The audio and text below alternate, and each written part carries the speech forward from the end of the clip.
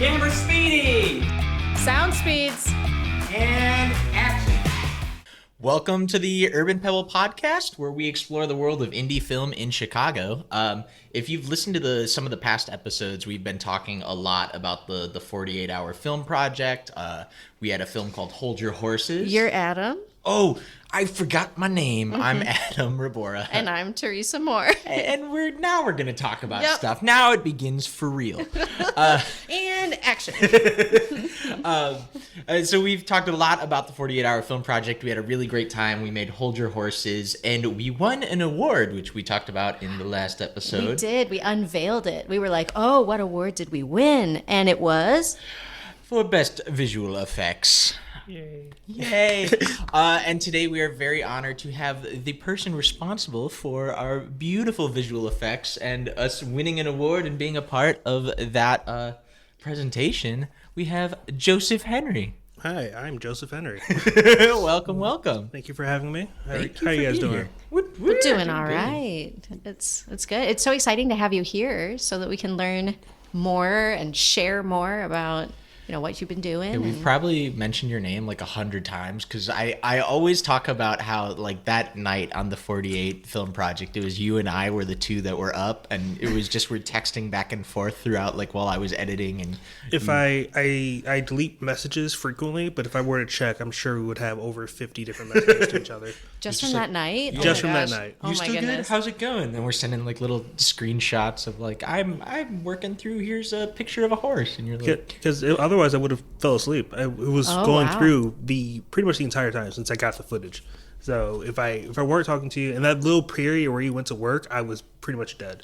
yeah, I had to work in the morning, so I had like a 3-hour chunk that I had to leave. So I took like a quick hour nap and then ran out, did work, and then came back and was like, "How are you? Did you get any sleep?" I think about 2-3 hours, something like that. Nice. Oh my goodness. And then like a solid 10 after the 48. That makes sense. I think we were all ready to sort of collapse after that. I got too motivated. It took me like 2 days until I finally hit like that 12-hour sleep because couldn't do it. I was like, we did a film, we did the thing. I'm so excited. Let's stay up forever and get up early. That's Most crazy. of the stress wasn't even from the actual work; it's from staring at my computer rendering the whole time. Oh my goodness. Well, because I guess like going back through the process of that, it's every time like you created your next section, it had to have the render time, which then like that was right at the end was the biggest thing. Like we had a placeholder VFX in the final cut, and then you had like done all this amazing work to make it better and improve it and all the things, and then it was just like, all right, now we have to render that and send it over to me to put it in, and then that was the part that was like at the finish line where we're like, It's so and stressful. you're just like, it's rendering, it's happening, it's going. So when the way we did it, I did in 2 parts. I had a 3D part, a 2D part, or compositing. So the 3D part, I used a render farm to do it, so I didn't have to put the load on my computer. Last year or so, one of my friends won a different challenge thing, and they had a gift card, and they just didn't need it, so they gave it to me. So I ended up using that gift card to send it to somebody else's computer to render. So the Blender part only took, 15-ish minutes to render. It's the After Effects part that went on my computer, and that's way slower because it was my computer, not somebody else's real good one. That one took, I want to say, about an hour and a half of rendering. Whoa. So you had to time it just right to be able to send Adam the right file for the final version? The estimated time was about 40-ish minutes. So I thought I had plenty of time, and then it kept going up because, it just estimating, it looks like it's going to take longer. Okay, cool. Nothing I can do about it. Just suffer and hope it gets done on time. Oh my gosh. Well, it did get done. It did get done. Thankfully. That was the last chunk. That was everything else went really smooth in terms of timing, and then that was the one piece that was like, because then it was like, now we have to upload it to Google Drive, and that took its own time, and then it's downloading it and putting it in, and then I had to render, and it was that was a lot. I feel like Austin came over to your place because of the paperwork stuff. Yeah. And he was just like, I think I'll feel better if I'm there. And I'm like, I poor Adam having to deal with like another human during this really stressful It was helpful. moment. He was okay, able good. to keep Austin, you were eyes over helpful. my Good. my shoulder. Was he looming or hovering? Just a lumen hover. I'll be honest, I couldn't have done that. That would have made me way more nervous. I'm doing it right, I swear. I guess so. What's so maybe spoilers for the Hold Your Horses. We can spoil it here. If you haven't seen the short film yet, the main special effect chunk, the whole thing's a mystery about like horse vanishes. They're looking to figure out what's going on. They have a paranormal expert there. They're finding weird pink goo throughout. And then at the very end, it's revealed to be aliens. And I mean, that's obviously what it should have obviously. been. Obviously. And a giant flying saucer flies over and ends up picking up the car, which is Teresa's car. My Teresa and car Austin's shows up in a lot of things. and has Ben Bishop, who is our paranormal expert, hops in the car and gets lifted off into space. So how did what was? I'd love to know your breakdown of that process, because I thought it was so cool that you came to set. You were like showing us what video needed. You took pictures of things. I remember there was a big survey of like who has what kind of car, because that was going to depend on what car gets abducted. Yeah. So at first I was like, when the countdown started, I was basically glued to my phone waiting for Nick to tell me what the shot was, so I can get whatever assets I could from at home. And he told me it was going to be a car being, abducted. So first, thankful, because it wasn't a horse being abducted. That would have sucked. A car doesn't need to be animated. Right. You don't need to have legs dangling, or don't need to simulate fur or whatever. That would have taken way more time. Thankfully, I didn't have to do that. Since it was a car, though, and it was going to be referencing a real car, I needed to know which car, because I needed the CG double of the car.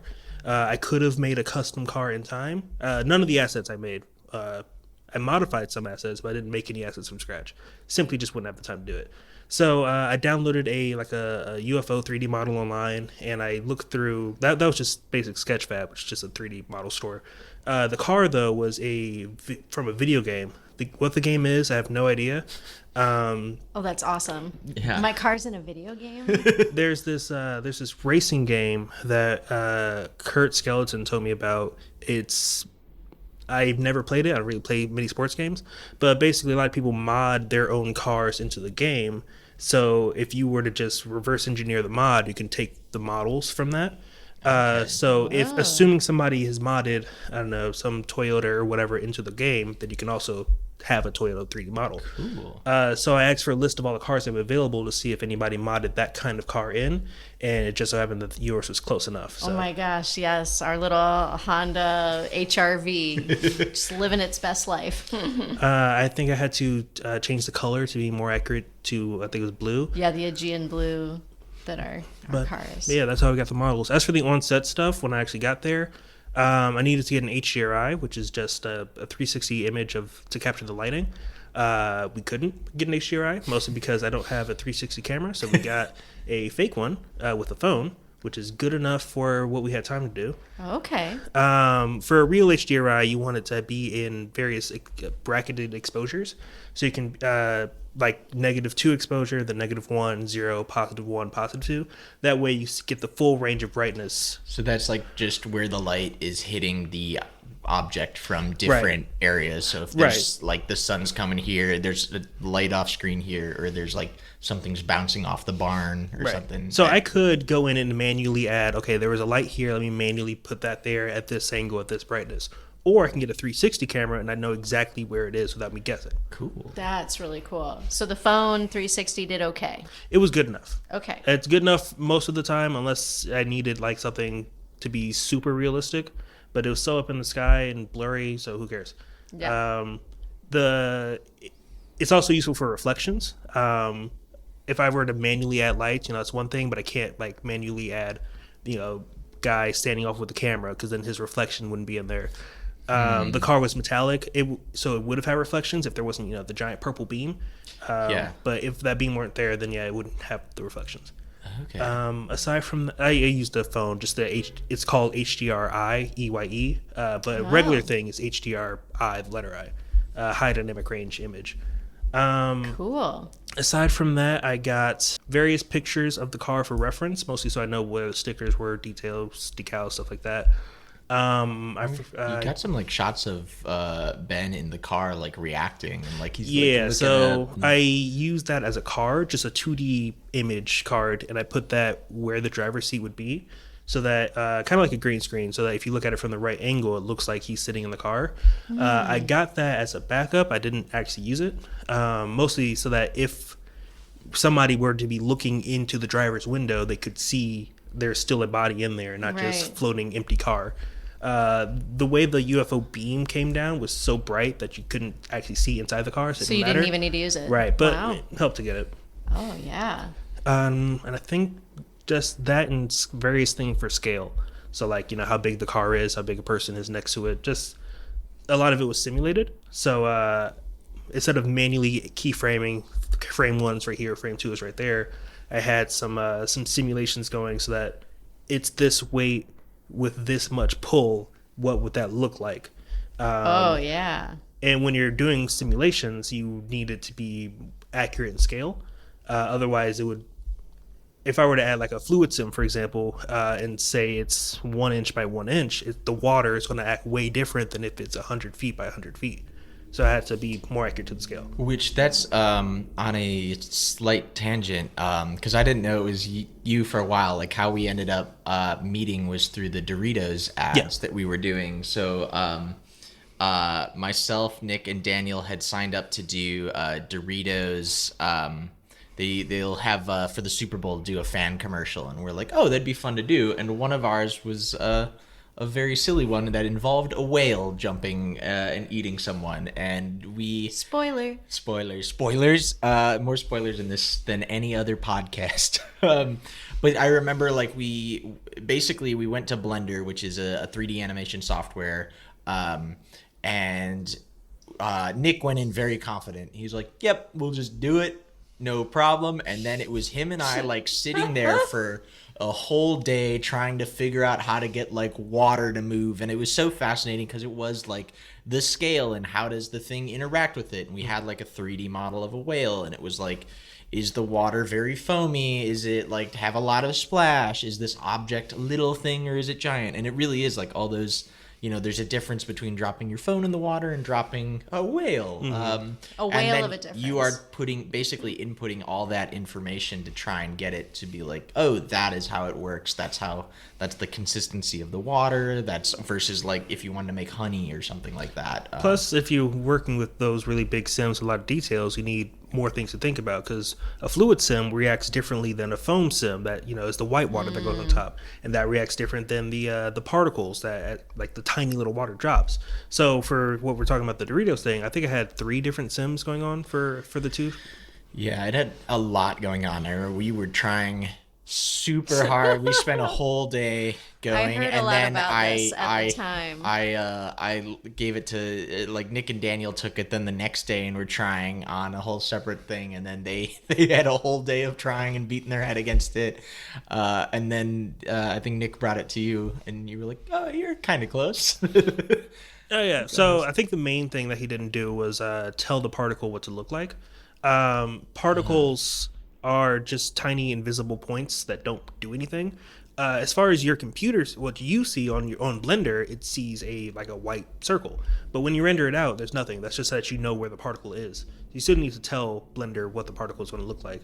So for that, he just needs to add a circle, just so that all those tiny dots look like circles. Yeah. Oh my That was the gosh. main thing that he That's did. so fun. So That's so frustrating because you're like, what is It was this so program? close. I learned a lot about Blender secondhand from It your was guys' it was a really experience. fun crash course because I know like very basics on general animation and stuff like that, but to like actually be in the software and you're learning every single tool, I was like, oh, I see how this can open up and like do really, really cool stuff. it can do almost any 3D related thing. There are other programs that are better at specific things, but none that I know of anyway that can do everything okay at least okay. I mean, how did you get into this VFX world? Like, Mostly boredom. I was a camera operator and director for a few years, and I just had a really slow winter. And why not? And it turns out I liked it more, so I just completely left cameras and stuff. I sold all my camera stuff except for a EOS R that I mostly just have as like a backup in case I need it, and just fully all in on VFX now. Unfortunately, I got a laptop because I was dumb. I should have got a desktop.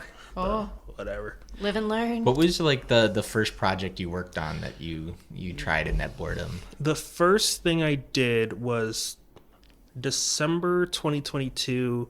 The first tutorial I did was December 2022. I made a snow globe just based off of a tutorial. So it wasn't really original. I really just beat for beat. They did this, I did that. The first original thing I did was a couple of weeks later, I put myself in like a Pokemon scene. So I added like grass and trees and whatnot. And it looks horrible. Like you can see it. It's on there, but I would love to see it. It's bad. But I had grass and trees and whatnot, and I shot myself in a green screen. I put myself in like a forest or whatever. I was thinking about remaking it sometime, I don't know, in a few months or so when I have more time. But it looks rough. But you had enough fun to keep going. Oh yeah, my computer didn't, but I did. Was it RIP computer? Not. I mean, how many computers have you broken as a filmmaker? Because I do feel like I have gone through a string of computers throughout my life.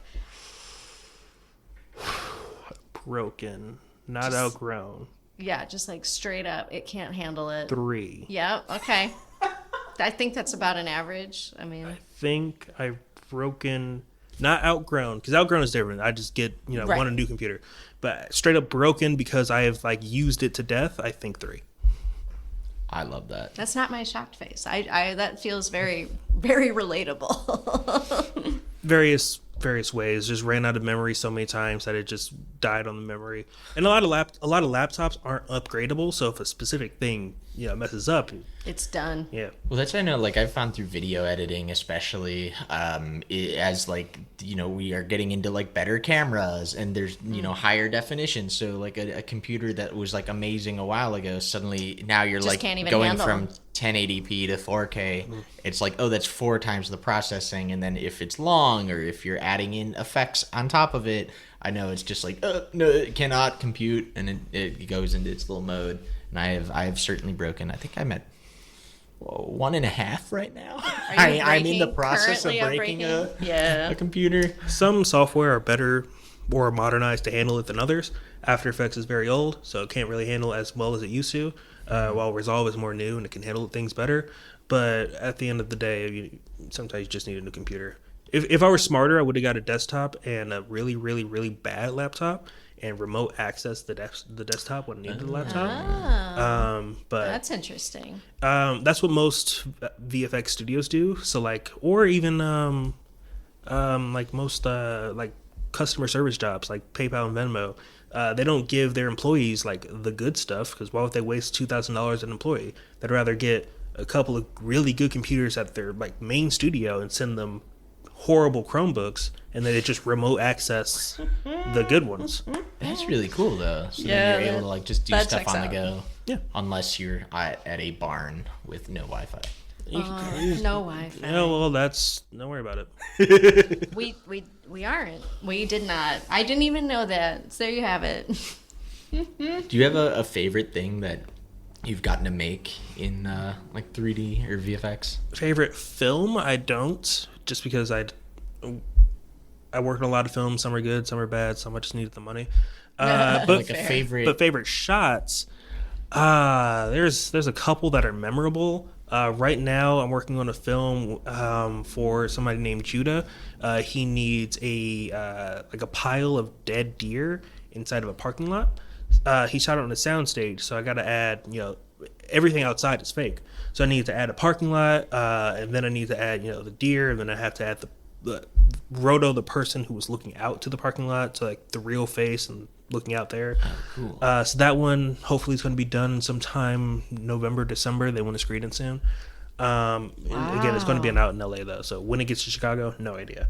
I worked on a flying car not too long ago. You're getting to be expert with car stuff. I don't know why. It's your niche. Your niche is flying car. car. It's car or dead deer in parking lot. Unclear. Yeah, that sounds about right. I've worked on an absurd amount of cars and dead deer 3 times now. What? So That was a joke. yeah, well, It wasn't a joke. no, Okay, it it was just not. wasn't. It just wasn't a joke. Okay. Okay, well, I don't know if they were deer, but definitely dead animals at least 3 times. Oh no. Well, honestly, that gives me some comfort because it's not like you want to shoot real dead animals. I'd prefer if you didn't. Yeah. Thanks. There you go. Well, on that little note, I think we take ourselves a little break.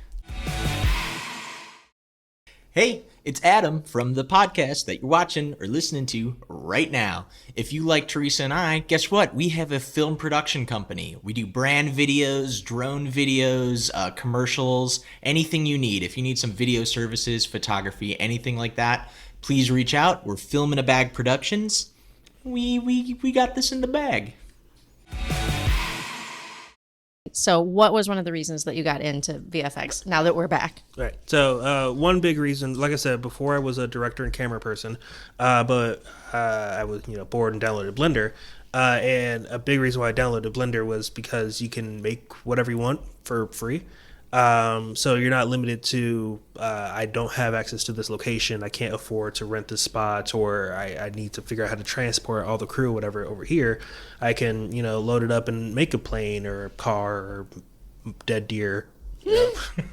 Gosh, what a theme we're having for this Yes. episode. The dead deer theme. Thematically problematic. But I like that because it really opens up like what a lot you can do, because it really is, you need all those locations. And like even Blender itself, as I was explained how it works, and you can probably talk to this way more than I can, is that like typically if you're doing like a Pixar movie or something, there's like 10 different softwares, and one is like making the character, and one is like adding the details, and one is the movement, and you need each of these expensive softwares, and it really creates a gigantic gate in like if you wanted to make your own 3D animated movie, you have to buy like subscriptions or access to 10 very difficult softwares and expensive softwares, and then know how to use each of them.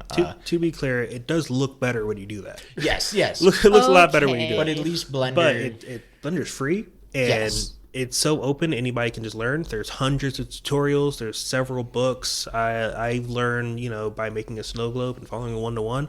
And a lot of people do Andrew Price's donut tutorial. I was just going to say, Austin did a donut tutorial because there was a period of time where he was thinking maybe VFX was the part of film that was calling to him. And I think it came from a very similar place, not to speak on his behalf, but I heard him talk about like, oh, it's really cool to like build in without having any parameters like that are real, that hold you back. Yeah, you could make pretty much whatever you want. Just takes time just time. I couldn't even say and or skill, because of it, you could figure that out with enough time anyway. So like even smaller things, right? Like you wish this room were slightly longer. Well, you could just do a set extension. Or you wish this light was a slightly different color. We could just change the hue. With relighting is a more popular thing that's being done now. So it's obviously it's the big things, but it's a lot of really small things. I don't have a screen replacements, or I want to get rid of a tattoo, but we didn't hire a makeup artist. This guy should have worn a green shirt instead of a purple shirt. It could be tons of different little things that you can decide later now, and pay for it now, or you can spend the time instead of money to do it in post. So last night, Austin and I went to a film at the Chicago International Film Fest, and it was a period piece, and they filmed it in a particular place in Dublin. It's called Spilt Milk. Cool. Yep, whatever.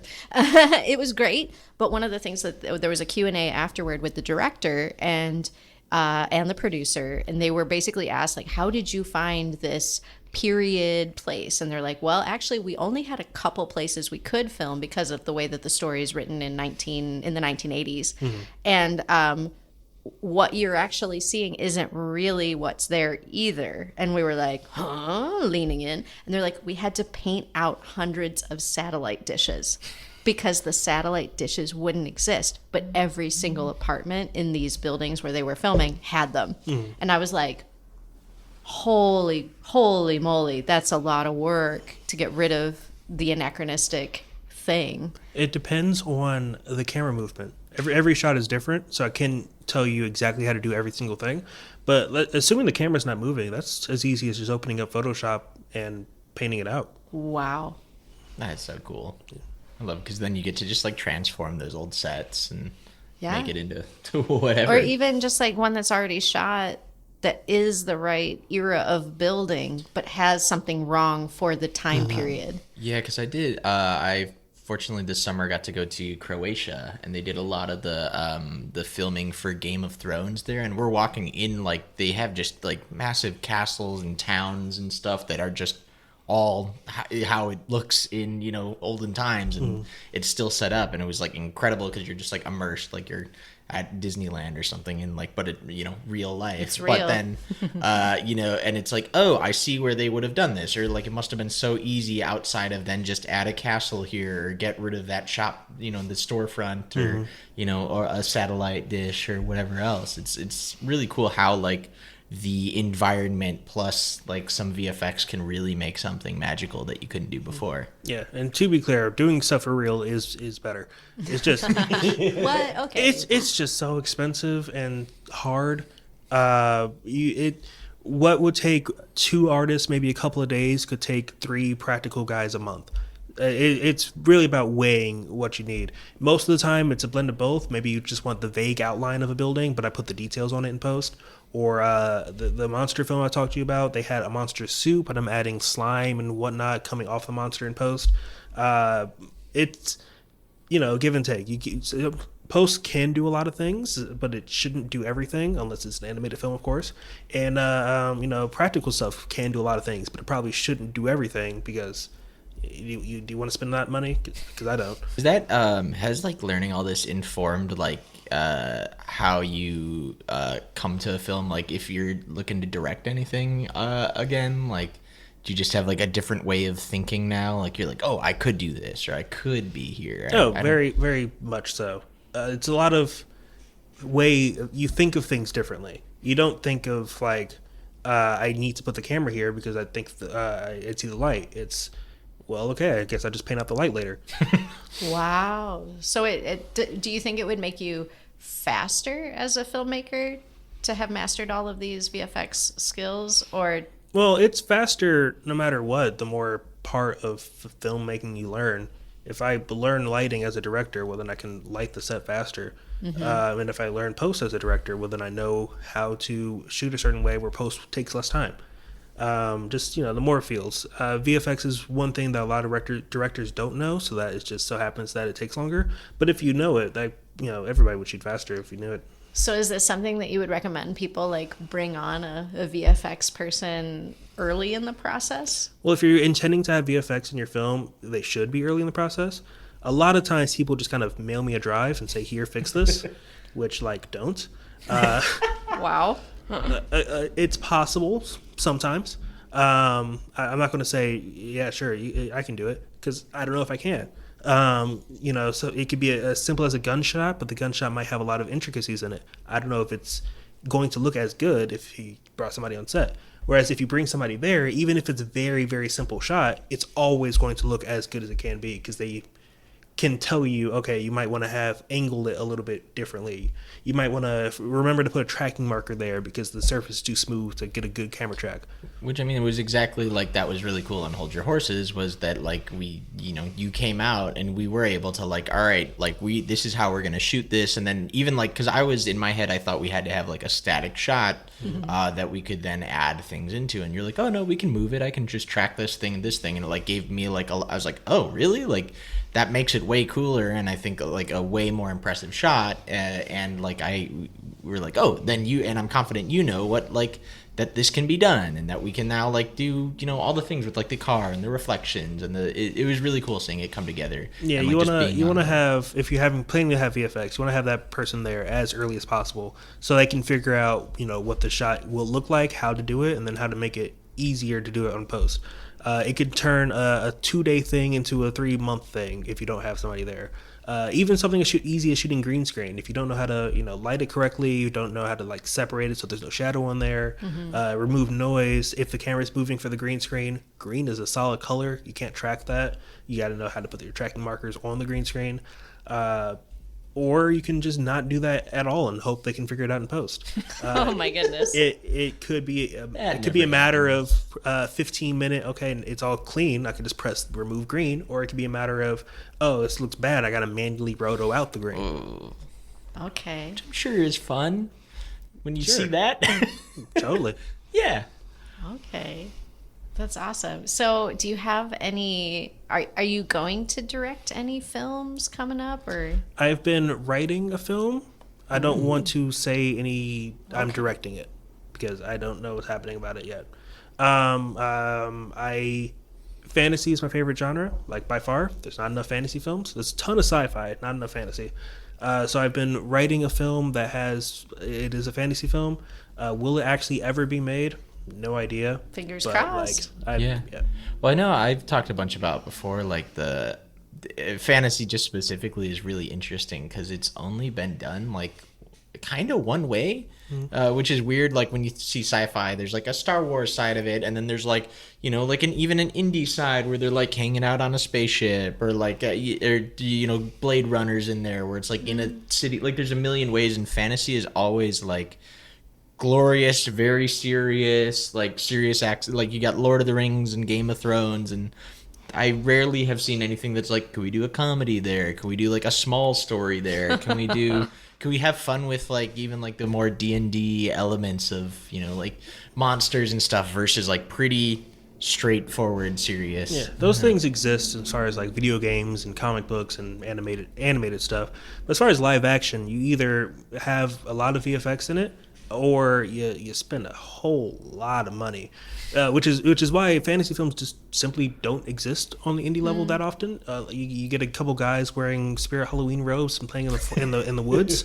That's about it. We've seen some of those. Right, unless you somehow live somewhere near a castle, you better hire a VFX guy to add a castle and like hope you give them the time that they need to do it, because that will take a very long time. Or any other number of things, which is why Do you have a castle in yours? Are you going to pay me for a castle? Because I don't know. I just have that. as of right now, there is not. No. Okay. I know one of the 48 films that showed at the premiere was I wish I knew the name of it, but it was a group of friends doing a role-playing game that they had invented. I what's the name of that Yeah, film? but they Jesus ended Christ. up like cutting. I really liked how they did it because they cut back and forth between them just like at their living room table playing the game, And then out. in outfits in a forest playing I've seen like that the game. like And that 3 was really- times, and I cannot remember the name of it for the It life was of me. it was Really clever. It was clever. It was loved cute. it. That was a fun one. Yeah. Okay. So that would count as fantasy. Yeah, that was fantasy. Okay. Yeah. I guess I don't really know much about the fantasy genre in film either, so that's how often I've come up against it. It really comes up in 2 different ways. There's a high and low fantasy, or I guess also modern fantasy. The high fantasies, the big stuff, the Lord of the Rings, the Witchers, the Dungeons and Dragons, whatever.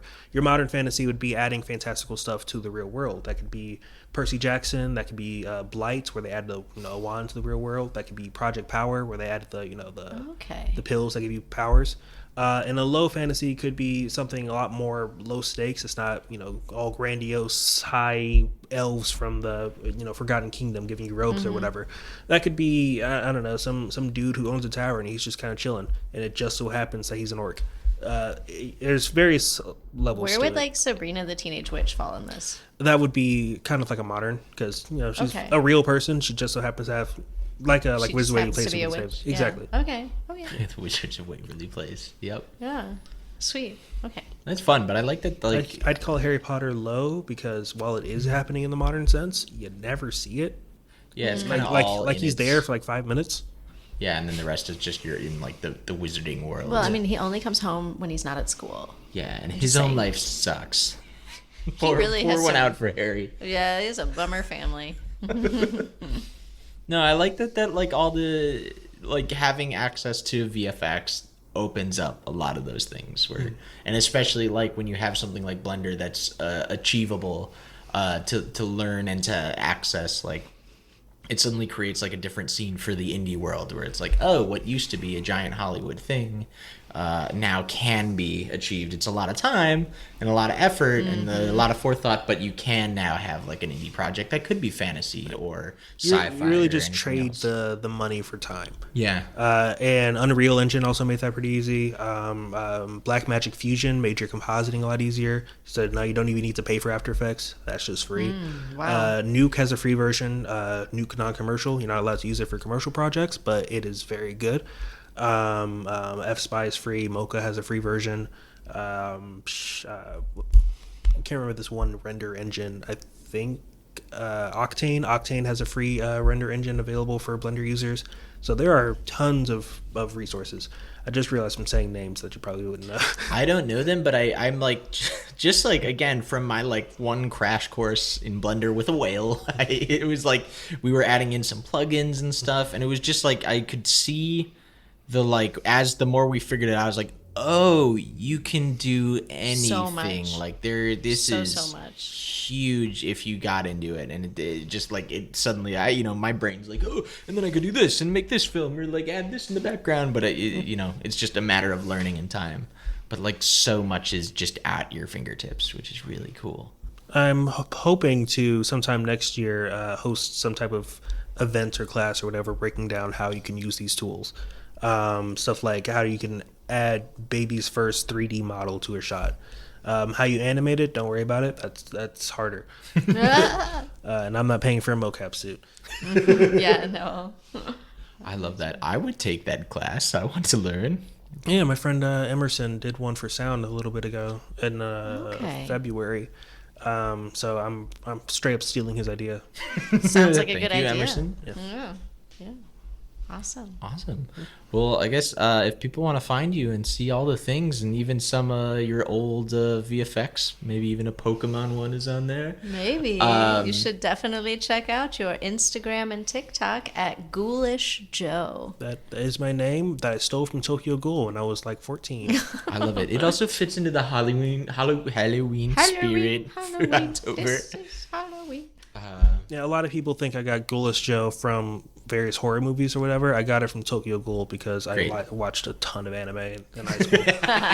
That's Good. great. Correct. That's the way to do high school. I mean, awesome. All right. So if you want to hear more episodes like this, follow us on Spotify and subscribe to our Urban Pebble YouTube channel, where you can also see our films. And thank you once again to our fabulous guest. Yeah, thank you for Thanks having me. coming on. Yeah. All right. Boom. Done. And cut.